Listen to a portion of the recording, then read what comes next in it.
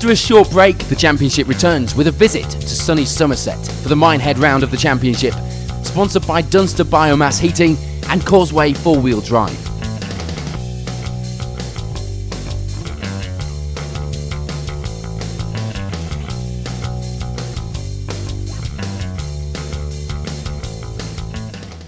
So on to the first runs of the day, and it will be an early lead for Chris Bird. Not a big lead though, it has to be said. Only 1 second at this stage, showing just how close this championship can be. Not helped though by a spin at the finish of the stage. Rick and Sandra Mann have a good start to the event, especially having not raced here for a number of years. They lie in second place just behind Bird. Andy DiGiulio went well here this time last year, even if he did roll the car. No such drama though this time, and it's third place for now.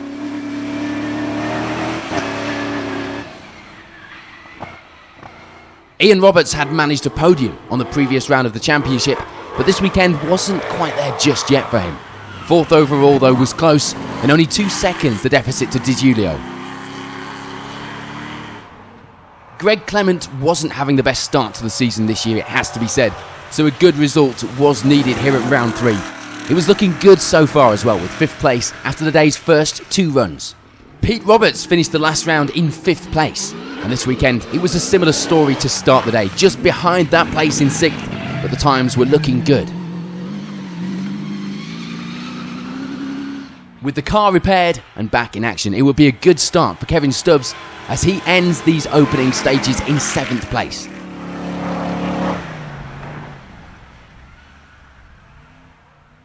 Good results on the first 2 rounds had put Tim Philpott in a good championship position coming into this round. An 8th overall at this stage was a good start as well, but certainly room for a little more on the remaining runs of the day. Pete Downey has had a mixed season so far. A good result last time out made up for problems on round 1. A 9th overall at this stage, with the car still going well on the course, was a good start this weekend. And rounding out the top 10 would be Bruce Tigwell, another to have a top 10 finish last time out, and things were looking good this weekend as well.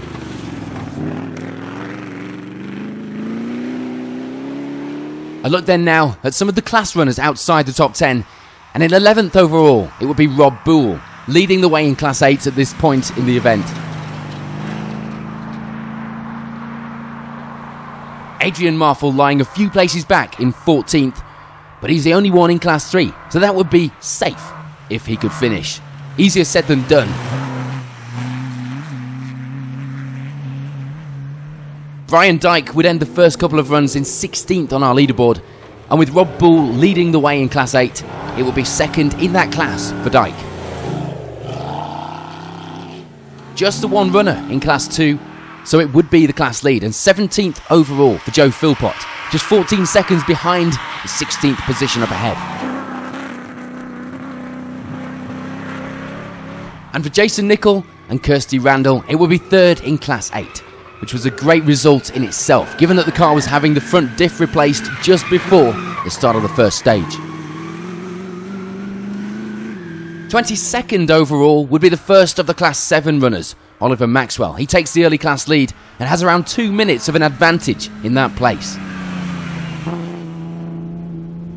And that advantage is over 24th overall. This man, Tony Rooney, who currently lies second in Class 7.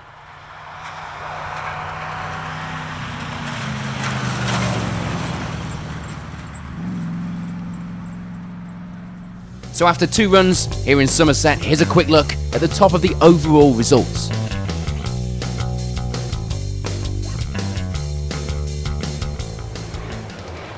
On to the next few runs then, and there will be no change at the top for Chris Bird, as he still leads the way, but it was all very close, with the leaders swapping times all day.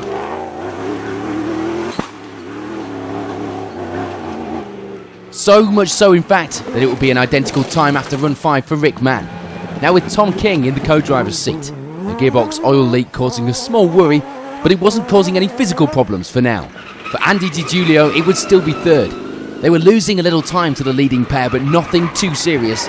26 seconds was the difference at this stage in the event.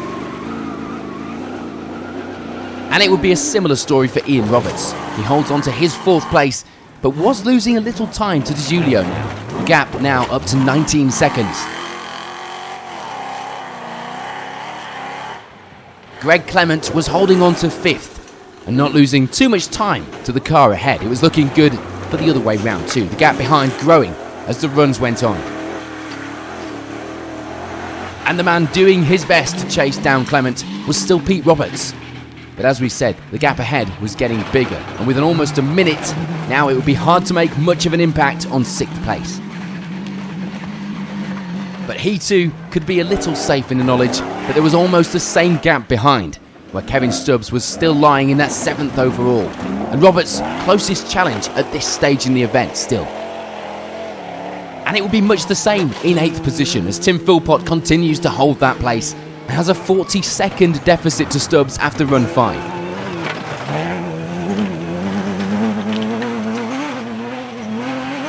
We'd see change now in 9th place though, as we see Bruce Tigwell move up the results and into that position. It was only 1 place gained, but it was still a move in the right direction. And don't forget, all eyes on the championship points at this stage. The same as well would go for James and Philippa Tennant.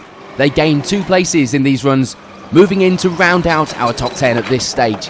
An earlier spin and an overshoot hadn't helped their overall times though. There wouldn't be any change for Rob Bull in his 11th overall, or indeed his class lead in Class 8.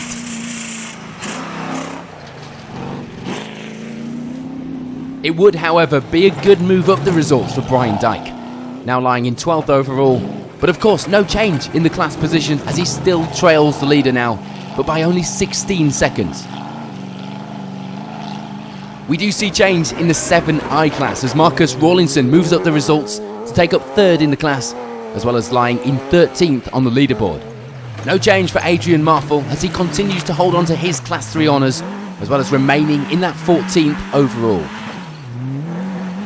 And for Jason Nicol and Kirsty Randall, it was looking like a good end to the day. A move up the results into 16th now, but no change in the class results for the pair, still 3rd in Class 8 for now.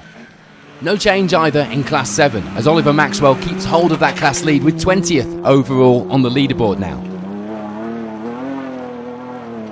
Unfortunately for Joe Philpott, it would be a slip down the wrong way on the results as he moves down into 22nd after getting stuck on run 4. Luckily, as the only Class 2 runner, he would still hold that honour. But as we said earlier, it's not as easy as it looks, even to finish one of these events.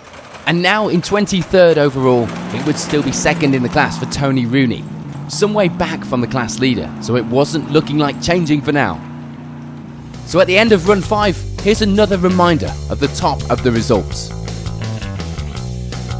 Before we head to the final results here in Somerset, here's a quick look at the Safari Light runners. 6th overall in this new category would be Bruce Mallett, a result good enough for 1st in Class 2 also. Nothing would really change all day in the rest of the Safari Light, and finishing just off the podium at the end would be Jordan Shirley, 4th overall and leading the way as well in Class 7. Of the podium finishers, it will be 3rd for Andy Chapman.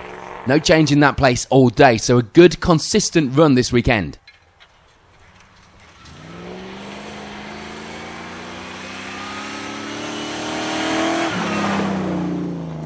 And a good run too for Lee Newcomb, who holds on to 2nd place all day to take the runner-up position at the end of this event.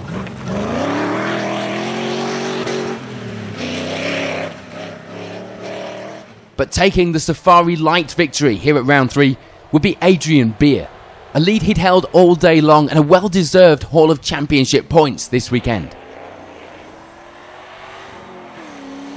On to the final results then, and a look at the finishers in the various classes and overall. For Pete Roberts, there will be some change to the Class 8I finish as he ends the day 2nd in the class and with a 5th overall finish. But it would be the Class 8I victory for Ian Roberts this weekend as he just misses out on the podium with a 4th place finish.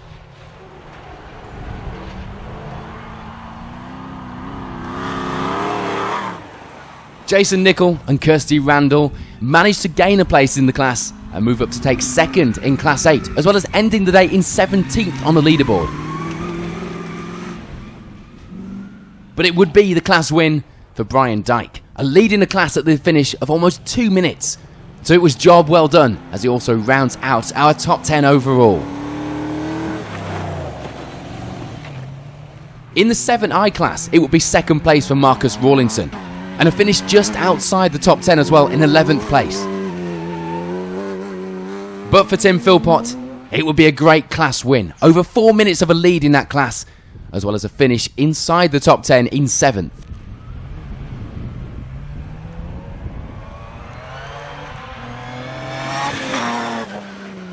Nothing to report in Class 7 as we see Tony Rooney take the second in-class trophy he'd held all day long. Not having the best of times overall though to end the day in 22nd. But a man with a smile on his face and a good class win in Class 7 was Oliver Maxwell.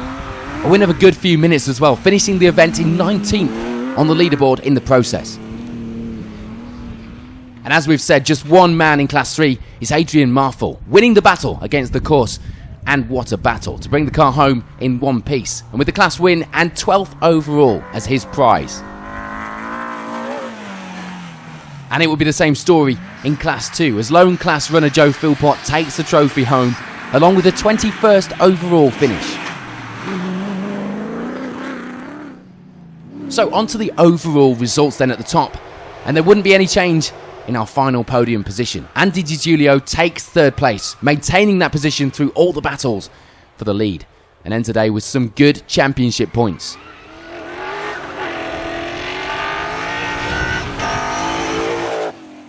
There would be change in second place though, as Chris Bird slips down the results, missing out on victory in the final runs.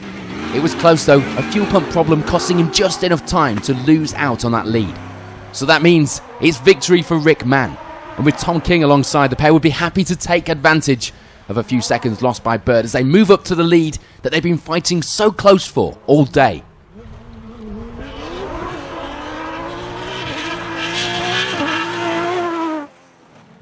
So at the end of a hard-fought event here in Somerset, here's a reminder of the overall results here at round 3 of the AWDC.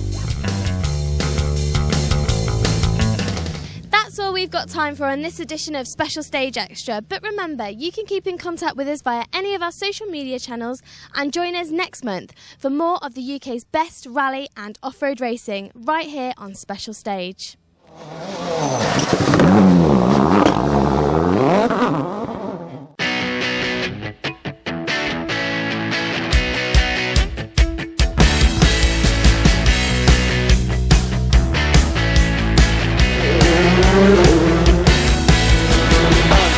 Plus in, 40 short, 5 left in. Keep left over crest bump, 120.